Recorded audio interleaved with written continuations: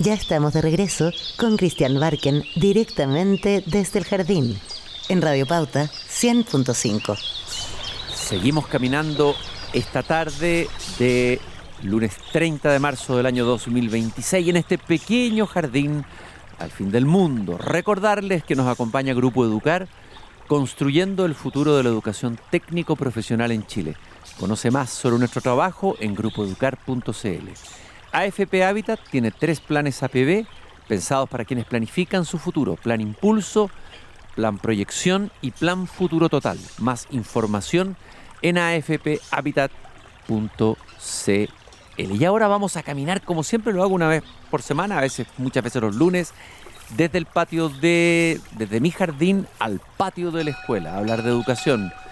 Y ahí se escucha ya el sonido de las campanas, el vibrar de la escuela. Y cada vez que entramos en la escuela nos encontramos con ella, la gran inspiradora, Gabriela Mistral. Muchas de las cosas que hemos menester tienen espera, el niño no. Él está haciendo ahora mismo sus huesos, criando su sangre y ensayando sus sentidos. A él no se le puede responder mañana, él se llama ahora. Bueno, la verdad es que todos quienes amamos la educación, tenemos vocación por la educación, estamos viviendo, como todo el país, un duelo por lo que acaba de ocurrir en un liceo en Calama. Es un hecho grave, nadie lo puede negar, que preocupa no solamente a los profesores que están viviendo un shock emocional brutal por lo que acaba de pasar. Hay muchas preguntas que surgen, los apoderados, los niños. Todo lo que ha pasado es demasiado terrible. Uno estaba acostumbrado a mirar este tipo de hechos a través de la televisión en un país, en otro país, en Estados Unidos. Lo voy a decir, no porque esté pelando a Estados Unidos, sino porque es la cantidad de asesinatos y crímenes que ocurrían dentro del colegio. Y de repente empiezan a aparecer estos hechos en nuestro país. Son señales de alarma que ya algunos especialistas habían adelantado. Y bueno, ya que estamos recordando a Gabriela Mistral, ella fundaba la educación, primero la fundaba en el amor, el respeto mutuo, la dignidad, la belleza. La educación no solamente como un lugar de conocimiento, que es muy importante, sino también de encuentro. Ella decía que hay que enseñar en todo lugar, con el gesto, la palabra, en la clase y también en el patio. Imagínense, este hecho dramático ocurrió en un patio de una escuela chilena. La escuela como un hogar común, un segundo o incluso para muchos primer hogar. Bueno, hoy día evidentemente que este hecho obliga a tomar medidas. La ministra de Educación, la nueva ministra de Educación y la ministra de Seguridad se trasladaron al lugar, anunciaron medidas. El exministro de Educación, Cataldo, estuvo conversando ayer, la semana pasada, hoy día en la mañana, estuvo en Pauta conversando sobre este mismo tema. Y hoy día decidió invitar a alguien que ha investigado sobre violencia escolar, que sabe de victimización docente. Ella es además profesora, esto es muy importante, no es alguien que esté teorizando sobre educación, es profesora de Educación General Básica y es directora del Laboratorio de Investigación e Innovación Educativa Liber USS. Ella es Paulina Guzmán, también es investigadora de un centro de investigación muy interesante que existe en Estados Unidos, ya nos va a hablar de eso, en Michigan. Y quiero agradecerle que haya venido a conversar conmigo esta tarde aquí al patio de la escuela. Muchas gracias, Cristian, por la invitación. A ver, lo primero, Paulina, ¿este hecho es un hecho aislado, extremo, o es un síntoma de algo que ya podríamos describir como una suerte de pandemia, por decirlo menos? Mira, aquí hay que ser bien cuidadosos. Si bien no es un hecho aislado, sí es un hecho extremo. Ya hay que entender que la violencia escolar no surge de la nada. A pesar del impacto y lo terrible, por supuesto, del hecho en particular, responde también a un tema estructural y social, que eso es muy importante entender. Yo siempre digo una especie de cuña que creo que es clave, que es: la violencia no nace en la escuela, pero sí se reproduce en ella. Ajá. Entonces, cuando nosotros tenemos situaciones de violencia algunas más graves, otras tremendas y terribles, que nos generan un tajo en la convivencia de forma muy directa, como lo que ocurrió la semana pasada, sin duda que responde a situaciones de violencia que vienen de nuestra sociedad, de la forma en que hemos aprendido y que le hemos enseñado también a nuestros niños, niñas y adolescentes a resolver los conflictos, cómo nos comunicamos, y se van reproduciendo en la escuela. Entonces, a mí me gustaría ser bien clara en que este hecho es un hecho extremo, sin duda, no es un hecho aislado.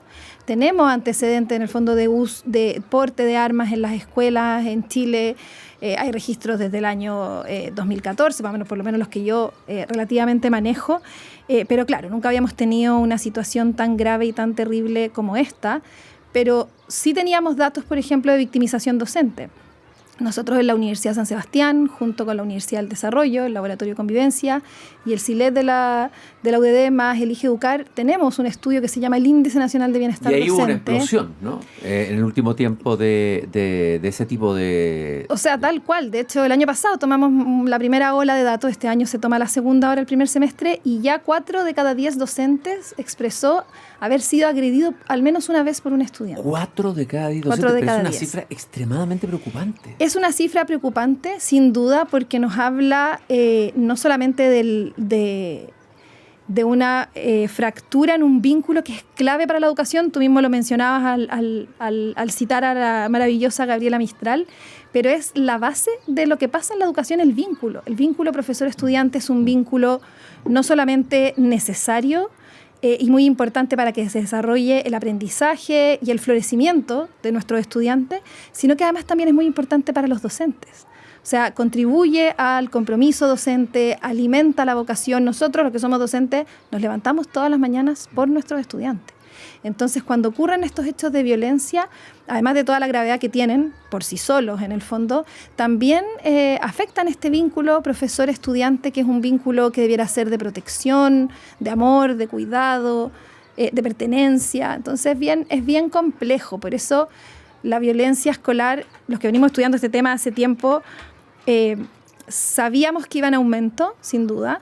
Sabíamos también que ha ido cambiando la forma de violencia. Pasamos de observar fenómenos muy graves, por supuesto, también, como el acoso escolar, el bien conocido bullying, a una violencia más física, que sin duda tiene también otras repercusiones. Y hoy día estamos llegando, lamentablemente, porque es realmente lamentable, a situaciones como la que han ocurrido. Paulina, yo decía al comienzo que tú eres además investigadora de un centro, el Injury Prevention Center, en una escuela de la Universidad de Michigan. Sí, de la Escuela de Salud Pública. De Salud Pública de la Universidad de Michigan. Ahora, Estados Unidos, yo dije, es un país que debe tener, me estoy ahí especialista, experiencia, conocimiento de esto. ¿Qué podemos aprender de lo que ha pasado en Estados Unidos? ¿Qué se ha hecho ahí?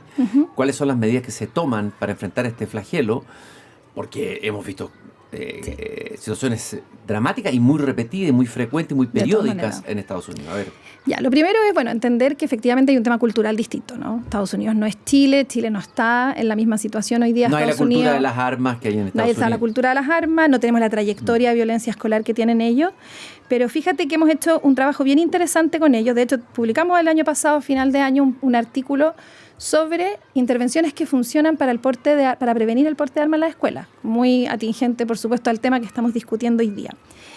Y lo primero que tengo que decir y ser bien clara es que no existe evidencia suficiente para poder efectivamente tomar decisiones, ya sea desde la política pública o desde la educación, con respecto a qué es lo que realmente funciona. Y ese es un llamado a todos los que hacemos evidencia, todos los que construimos evidencia, y también a todos quienes hacen intervenciones, de ir generando evidencia y para poder ir aprendiendo y poder tener más antecedentes. Ahora, sin embargo, hay que tomar medidas. Por supuesto. Claro, porque si no, la sensación de desprotección de los profesores y de los niños es muy grande, y de los apoderados con sus hijos, etcétera. Sin duda que hay que tomar acciones, y sí hay, por mucho que haya escasa evidencia, sí hay alguna evidencia. Entonces, lo primero es que efectivamente, cuando tenemos un problema de porte de arma en la escuela, existen las intervenciones de control que se llaman, ¿no? Que son como con el target específico, que tiene que ver con estas intervenciones que dificultan el paso del arma a la escuela, como por ejemplo son los detectores de metales, los pórticos. También hay otro tipo de intervención muy común en Estados Unidos, que son la policía educativa, ¿ya?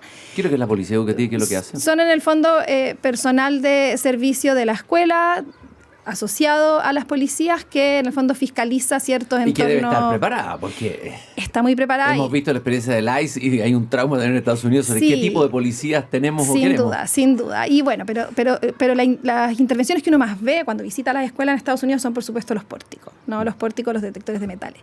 Y la evidencia que hay al respecto es que efectivamente son medidas de control que en primera instancia son útiles, sobre todo cuando estamos teniendo este problema de que están ingresando armas a las escuelas, pero no son obviamente la solución y tampoco son cuando van solas en el fondo. Las medidas que van solo centrado en el control del arma, por supuesto que no es una medida que nos va a librar o que nos va a ayudar a prevenir la violencia en la escuela, porque la violencia en la escuela es un fenómeno multicomponente, que no depende solamente del porte o no del arma dentro de la escuela. Entonces, la primera evidencia es esa, que si bien contribuye, y a mí me parece que desde la política pública, sobre todo en situaciones como la nuestra, que esto nos pilla un poco desprevenidos quizás, fue un hecho muy grave y que nos preocupó y que alertó, a mí me parece que es una medida viable y posible de pensar, ¿no? El poner pórticos en algunas escuelas donde efectivamente hay mayor riesgo. Pero sabemos que no va a solucionar, pero que hay que hacerlo porque si no exponemos a que ocurra otro hecho parecido y hay mucho riesgo en Y por juego. supuesto, y también hay que dar una respuesta al temor que significa volver a una escuela donde pasó un hecho así, entonces en ese sentido... A los inspectores, a los profesores, etc. Ahora, es posible. ¿Cuáles son las medidas a largo plazo que imagino que requieren un trabajo mucho más profundo y sabemos que no hay milagros en eso, donde habría que invertir energía, recursos, etcétera? Sí, mira, es algo que ya se viene haciendo y en ese sentido la política educativa de convivencia escolar va en esa línea. Obviamente tenemos que preocuparnos de cómo se va a implementar, ¿no? Porque la implementación básicamente está a la base para que esto resulte. Pero las medidas de donde sí tenemos evidencia que funcionan son estas medidas integrales, por un lado, que las conocemos, ¿no? Están las de aprendizaje o desarrollo socioemocional en las escuelas, que tenemos muchas instituciones que lo hacen, nuestro plan de convivencia lo tiene, lo planifica, se desarrolla, uno le enseña a convivir a los niños en la escuela y esas son medidas muy importantes. Hay otras medidas también basadas en la conducta, como intervenciones para dar soporte a conductas positivas que efectivamente se ha demostrado que mejoran el clima, mejoran las relaciones y son muy positivas. Y hay otras medidas que quizás nosotros tenemos menos experiencia en ella, que tiene que ver con detectar las amenazas a tiempo y trabajar de forma más específica con, por ejemplo, duplas psicosociales con población estudiantil que esté en un riesgo mayor. Hay que pensar que la violencia escolar y este tipo de hechos activa vulnerabilidades previas que tienen nuestros estudiantes. Una trayectoria quizás muy solitaria, situaciones problemáticas en la casa, sin duda, falta de acompañamiento, mucho abandono, sentimiento de exclusión. Entonces hay ciertas intervenciones que son de promoción, que son las con las que trabajamos con todo el grupo, por así decirlo, para mejorar la forma en la que nos tratamos, aprender a resolver conflictos, pero también hay intervenciones específicas para estudiantes que tienen una trayectoria de mayor vulnerabilidad y que por ende pueden ser más propensos a tener conductas más de riesgo. Poner atención ahí. Y sabes que además con respecto a hechos como el del viernes, también hay un tipo de intervención que funciona. O sea, es difícil decir funciona o no funciona, ¿no? Porque de nuevo no hay tanta evidencia, pero que sí hay cierta evidencia. Tiene que ver con la de son intervenciones que tienen que ver con el anuncio anónimo, es decir, personas que anónimamente pueden decir, tengo un compañero, por ejemplo, que está subiendo videos medios perturbadores, que me preocupan, y que además tiene una conducta en clase que puede hacerme preocupar. En Estados Unidos, que están mucho más expuestos a este tipo de situaciones, por supuesto, ese tipo de intervenciones donde hay un sistema de seguridad donde yo puedo decir, me preocupa lo que está pasando con mi compañero porque lo veo solo, veo que está subiendo contenido a las redes raro, algunas veces perturbador, y se activan ciertos protocolos como de seguimiento más específico con ese tipo de población para ver si efectivamente es el anticipo, que de hecho lo pudimos ver un poco en este caso, de algo que podría pasar más grave. Paulina, ayer en el Mercurio, en la reportaje, Carlos Peña publicó un artículo y él tiene no sé si una tesis, pero un planteamiento que te la voy a leer si estás de acuerdo o en desacuerdo. A ver. Es lo que habla que la autoridad reconocida naturalmente se ha disipado, con el agravante que el profesor, te lo estoy leyendo, tampoco puede reivindicar poder frente al estudiante. Ni el poder de la fuerza, ni el del argumento. Frente a estudiantes a los que se ha dicho que poseen autonomía concebida como actuar al compás de la propia voluntad. Frente a niños y adolescentes cuyo lenguaje se ha encogido como consecuencia de las redes y la visualidad que hoy todo lo llena.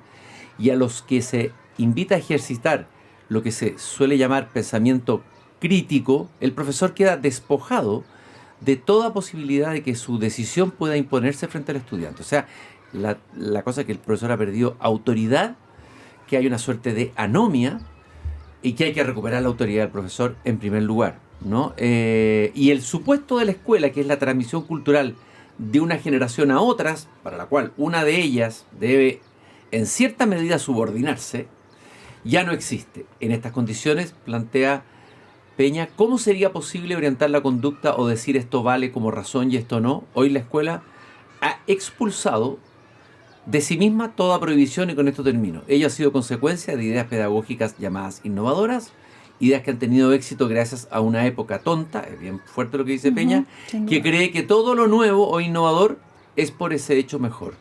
Pero ¿cómo se sabe?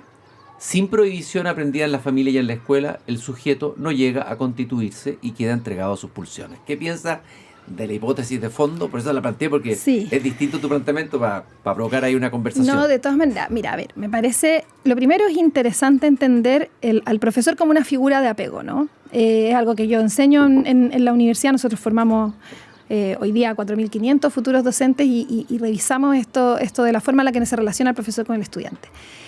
Cuando la figura de apego principal, que son los padres, los cuidadores, la familia en primera instancia, abandona un poco a su suerte, por así decirlo, o deja en el fondo la responsabilidad de la educación a otro, de ese niño, niña, adolescente, empiezan a pasar estas cosas como que efectivamente damos de suficiente autonomía a personas que todavía están en desarrollo y que por ende no pueden hacerse cargo en estricto rigor de su autonomía. Entonces, lo primero es entender que puede haber un fenómeno social de ir perdiendo ese espacio de autoridad del adulto hacia el menor, donde nuestra responsabilidad es guiar, acompañar, poner límites, y eso efectivamente es un problema bien mundial, no solamente de Chile, es un problema cultural.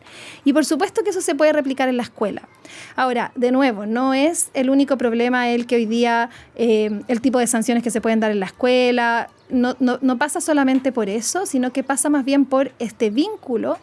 Cómo dejamos de respetar el vínculo adulto-niño como un vínculo de formación, de contención, de apoyo, de límites también para educar, y se sobrevalora, por así decirlo, como la capacidad de autonomía cuando hay niños que están en desarrollo. Yo sí podría compartir en parte, quizás no la forma, pero podría compartir en parte ese diagnóstico, pero de nuevo,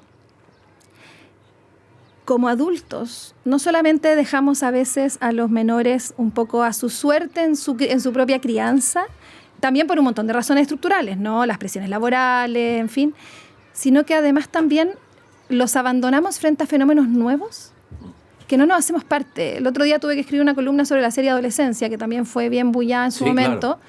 Claro. La comentamos aquí. Y mi mayor reflexión era cómo los adultos nos hemos hecho los ciegos y hemos dicho, yo no sé nada de tecnología, yo no me meto, y dejamos que nuestros niños, niñas desde edad muy temprana, naveguen solos, sin ninguna guía, sin ninguna orientación, en un mundo que para nosotros hemos decidido que va a ser desconocido. Bueno, yo creo que ese elemento que tú has citado es un elemento importante, nuevo, disruptivo, fuerte. De hecho, el alumno que cometió el ilícito, que acuchilló a su inspectora, que atacó a sus compañeros menores de edad, de 15 años, había subido videos con música, había armado un montaje, o sea, ya manejaba un lenguaje, una manera de comunicarse que es propia de las redes sociales. Y ahí yo creo que estamos llegando como tarde, es decir, esta irrupción de la lógica de las redes sociales en la vida de los alumnos y de los padres, que además son inmigrantes digitales y no nativos digitales como sus hijos, yo creo que viene ocurriendo hace tiempo. Y ahora están habiendo reacciones como prohibir el uso del celular en los colegios, no sé qué te parece esa ley, etcétera, etcétera, etcétera, pero hay un terreno perdido de varios años, ¿no? Sin duda, pero mira, a mí me pasa, yo tengo 41 años, no soy tan nativa digital y tengo también joven, en todo caso. y tengo también hijos pequeños y me considero una súper alfabetizada digital, bueno, por el tema de estudio, sin duda, pero creo que ahí nosotros los adultos tenemos una responsabilidad. Las redes sociales llegaron para quedarse, el acceso a la comunicación, o sea, a la información trae múltiples beneficios, sin duda, que cuando nosotros estábamos en la escuela no teníamos, pero trae riesgos. Y ahí nosotros como adultos tenemos que ser capaces de decir, yo me voy a meter en este tema, voy a investigar, voy a seguir lo que siguen mis hijos, voy a ver qué están viendo, voy a fiscalizar lo que están viendo, voy a supervisar en el fondo, porque es la forma que tengo de conectarme con lo que está pasando y de prevenir que no tengan acceso a videos de altísimo contenido de violencia. Ahora, ¿cómo se hace eso? Tú sabes que el día tiene 24 Por horas supuesto. y que los niños son más rápidos que los adultos. Yo tengo 5 hijos, o sea, por eso te lo estoy diciendo con conocimiento de causa. Y por eso te digo que yo creo que cuando trabajamos el tema de la violencia es súper importante el acuerdo, porque es un problema estructural, no es un problema de la escuela solamente, no es un problema de los papás que trabajan todo el día, como gran porcentaje de los chilenos que trabajamos todo el día y que no podemos estar encima de nuestros hijos, no es un problema de solo la falta de autoridad, es un problema de cómo entender que la crianza y el desarrollo de nuestros futuros ciudadanos, de estos nuevos ciudadanos, depende de toda la comunidad, las redes de apoyo. Hay países donde, por ejemplo, se desarrollan redes de apoyo importantes para los hijos de apoderados que trabajan mucho. En el fondo la invitación es, por un lado, a cómo como sociedad nos hacemos cargo todos de la crianza de estas nuevas generaciones, aunque no sea como mi propio hijo, por así decirlo, ¿no? Sino que como yo como adulto me siento responsable de lo que pasa con nuestros niños, niñas y adolescentes.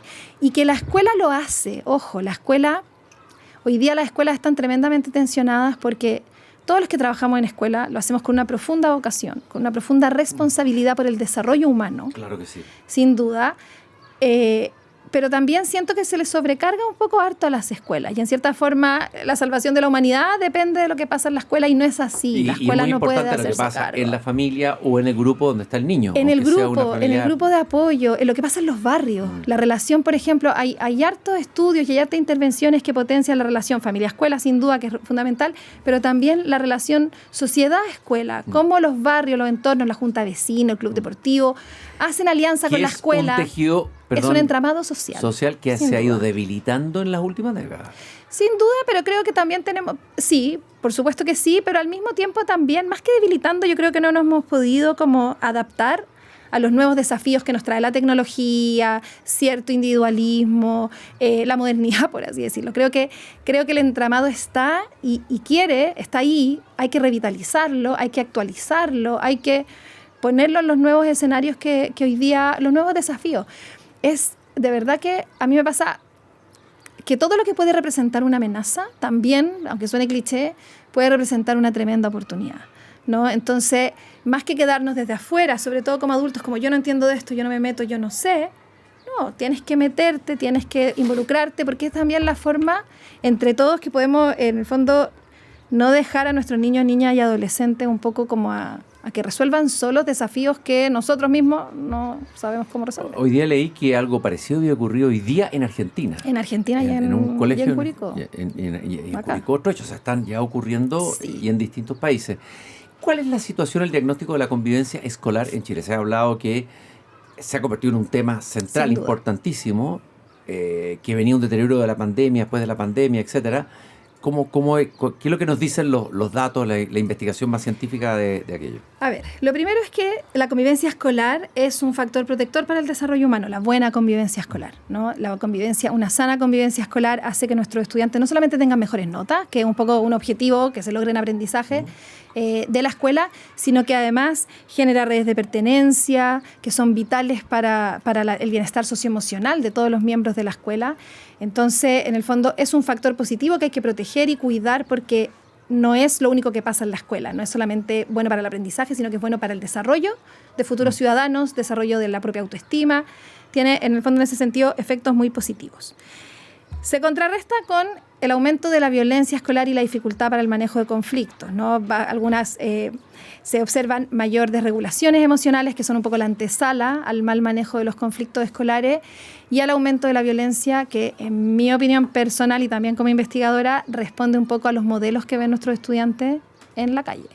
En las redes sociales, en los medios de comunicación, etcétera. Y mira, y aquí yo quiero tocar un tema que me encanta a mí, que de hecho hoy día he tenido que responder algunas preguntas de esto, que tiene que ver, por ejemplo, con no solamente la responsabilidad de los medios de comunicación, pero con este efecto, el copycat. No sé si conoces este efecto copycat, que en Estados Unidos está muy estudiadísimo, y de hecho hay protocolos que suceden cada vez que ocurre un acto de violencia de altísima connotación pública o de mucha visibilidad. Se activan protocolos para la prevención de los famosos copycat. Y el copycat, en el fondo, es un fenómeno y con esto no quiero alarmar a la población chilena, pero sí me parece interesante que lo tengamos como dentro de nuestro radar. El copycat es un fenómeno no solo de imitación, porque no es la pura imitación, sino que más bien es la identificación o la imitación mediada por la identificación, la activación de vulnerabilidades propias y la exposición. Entonces es cuando nosotros vemos, por ejemplo, que ocurre un acto de mucha connotación y mucha visibilidad mediática y se producen ciertas situaciones muy similares, que uno podría decir están como copiando o imitando lo que acaba de pasar, que tuvo mucha connotación. Y en ese sentido es súper clave entender los mecanismos que están a la base de este famoso copycat. Por un lado, hay un mecanismo muy importante que tiene que ver con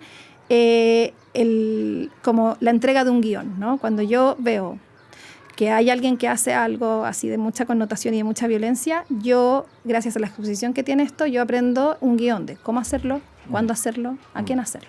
Claro. Eso es lo primero. Lo mismo pasa, por ejemplo, con el suicidio. Se ha comentado que si hay suicidio adolescente, aparece en las noticias, se refleja. Obviamente que ocurre tal cual. Porque después viene esto que es la identificación. Yo me siento parte de ese grupo, parte de yo soy como él. Yo siento lo mismo que él.